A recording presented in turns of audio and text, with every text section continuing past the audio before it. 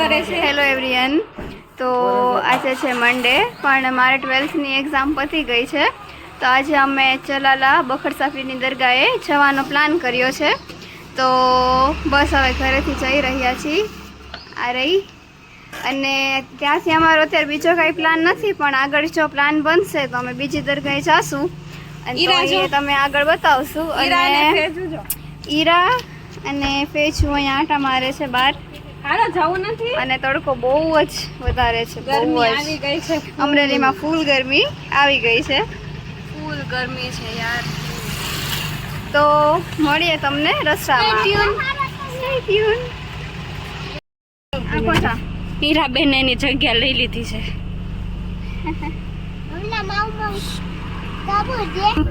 ઈરુ જવા માટે રેડી નથી, કેમ કે એને 4 વ્હીલ થી એલર્જી છે. 4 વ્હીલ માં બેસવું એને ગમતું જ નથી. तो दोस्तों अभी माऊ माऊ सारी तरेडी और मेरी हवाई भी बहुत है. છોટું નું બાવા હિન્દી ચાલુ થઈ ગયું છે, પણ કાંઈ વાંધો નહીં, તમને મજા આવશે એની વાતો સાંભળવાની. જોયું ઈરાબેન નો મ્યાઉ મ્યાઉ ચાલુ થઈ ગયું છે, કેમ કે એને ખબર પડી ગઈ છે. તું ને દોસ્તો મેં કીધું જ તું તમને માऊ માऊ શરૂ થશે. એને તમને કીધું જ તું કે એનું મ્યાઉ મ્યાઉ ચાલુ થશે. તમારે તો મારી વાત માનવી નથી.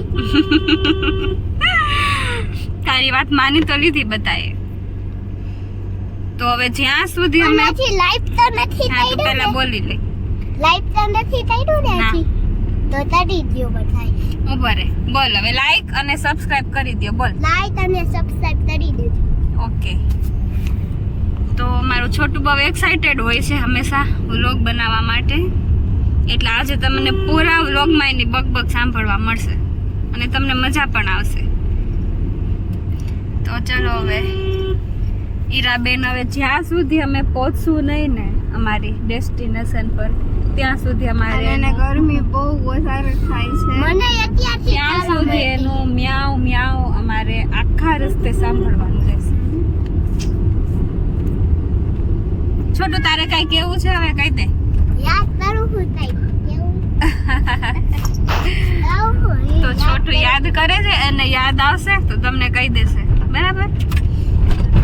ચલો તો હવે મળી આગળ. અમે દરગાહે પહોંચી અને પછી મળીએ કે પછી આગળ શું કરવાનું છે, ત્યાંથી ક્યાં જવાનું છે, કેમ કે આગળનો પ્લાન હજી કઈ નક્કી નથી. ઈરુ तो दोस्तों ये रास्ते देखो कैसे कैसे है. लाओ जाओ हालो है જે દરગાહે અમે જઈ રહ્યા છીએ ત્યાંનો રસ્તો જો બહુ જ ખરાબ રસ્તો છે. અને આની અંદર સી હોય છે.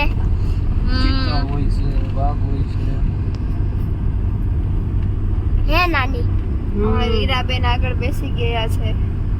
આપણે એકવાર તમે તમારી બોલેલો કહ્યું હતું યાદ છે? zoom કરીને બતાવો.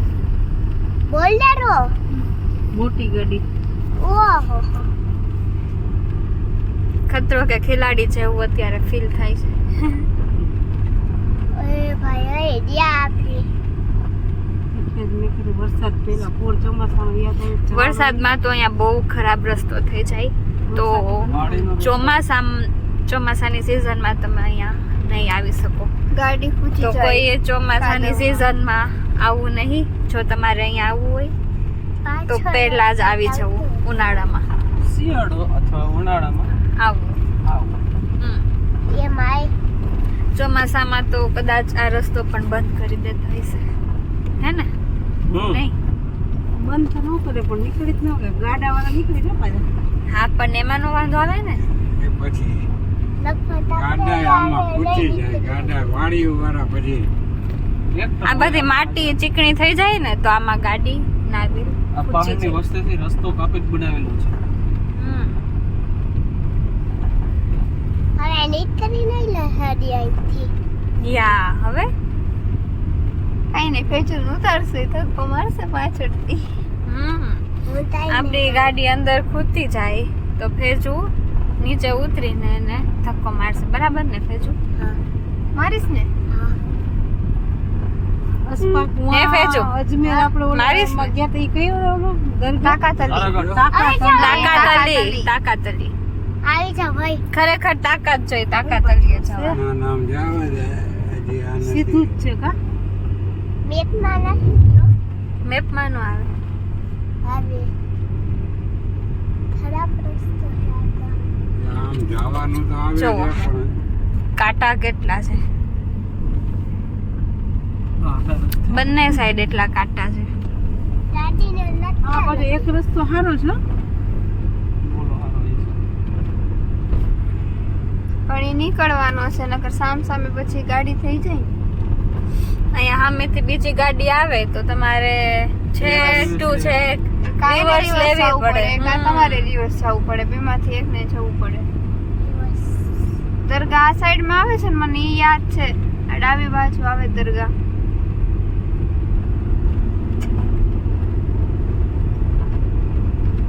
બે આઈ પડતા પડતા બચ્ચો એટલે તને બેહાડી દીધું છે ફાઇનલી અમે હવે નજીક આવી રહ્યા છીએ બસ હવે થોડો જ રસ્તો છે પછી અમે પહોંચી જશું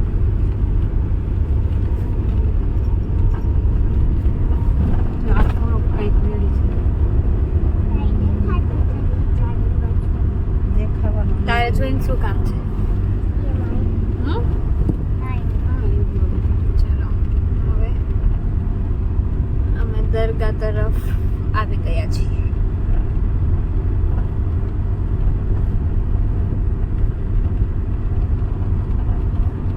મોર સુધી જવાનું લાગે છે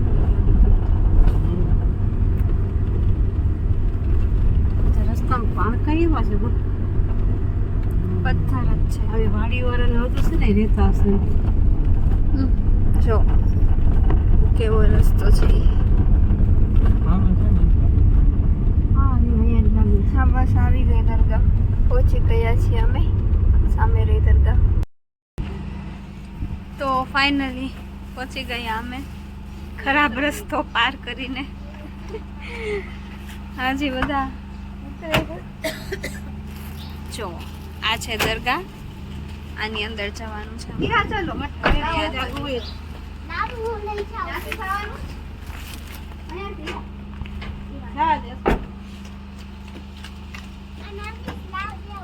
દાવ હાથ પકડું અહીંયા થોડું ચડવાનું કોમ્પ્લિકેટેડ છે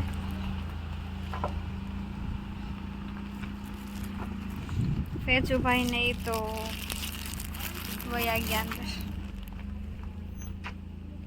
લાસ્ટમાં જે હોય ને આ ડોર બંધ કરજો ચલો તમને અંદરથી બતાવું આખી દરગાહ જો આ છે દરગાહ તો દોસ્તો બખરસા પીરની દરગાહ કહેવાય છે અને હમણાં હું તમને આની હિસ્ટ્રી કહું છું કે આ શું લેવા છે અહીંયા આવી રીતનું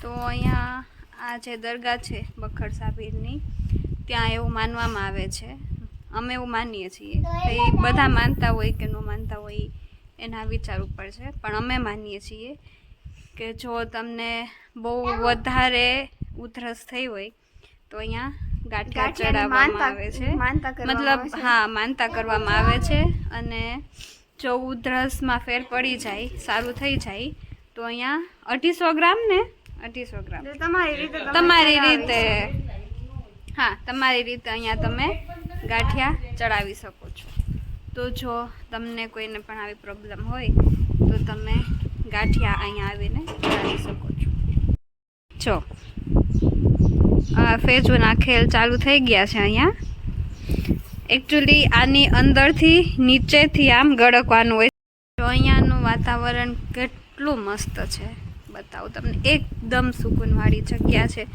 તમે અહીંયા આવીને બેસો તો તમને મજા જ આવે એકદમ શાંતિવાળી જગ્યા જો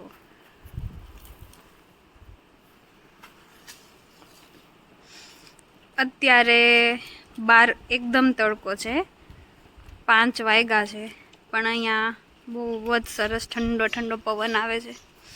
જો અમારી હીરા પણ રમવા માંડી છે અહીંયા આવીને, કેમ કે અહીંયા પવન જ એટલો સરસ આવે છે.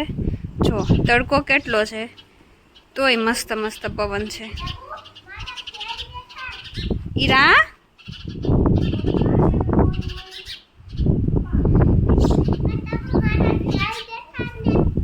હા, તારા ખેલ દેખાડી દીધા. હવે જોઈ લ્યો, ફેજો ના ખેલ જોઈ લ્યો.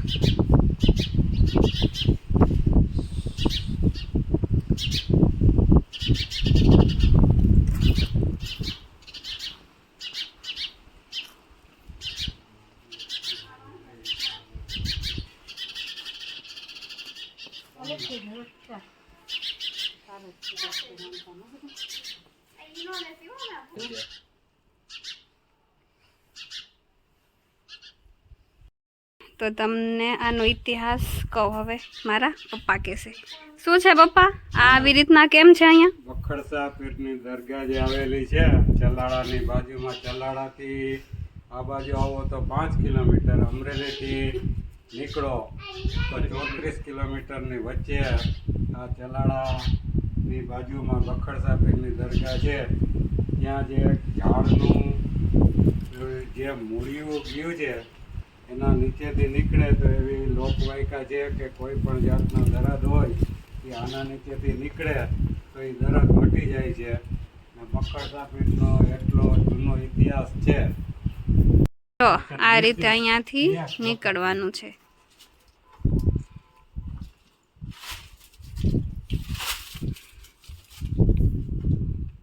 ચાલો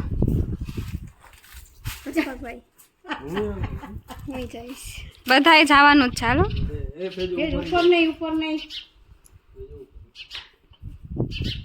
હાલો ફટાફટ. અસ્પાકભાઈને થોડીક તકલીફ પડે છે. કરેક્ટ. ચાલો નરગીસબેન, હાલ ફેજો આવતો રે ફટાફટ. ટીટીઆર શું હોય, તરત નીકળી જાય. હાલો મારે નીકળે તો હાલો.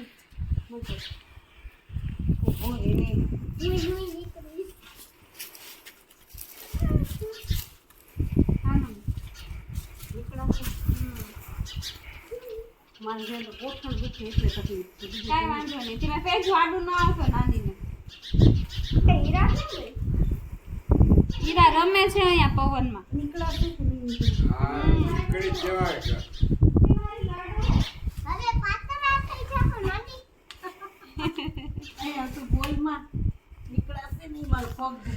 પકડો મમ્મી હાથ. હા ફેજો નીકળી જા.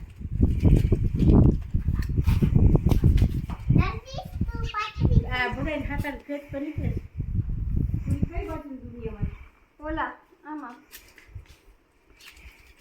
ટેબલ નીચે જો.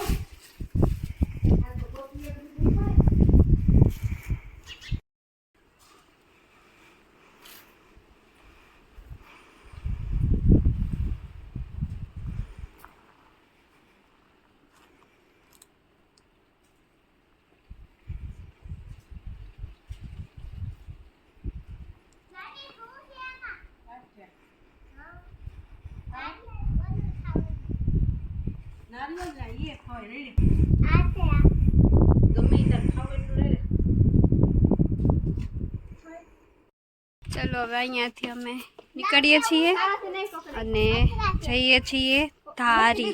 ધારી પણ એક બીજી દરગાહ છે, ત્યાં જઈએ છીએ અત્યારે. ये देखो हीरा हमारी क्यूट सी हाय અમારી लाइक करना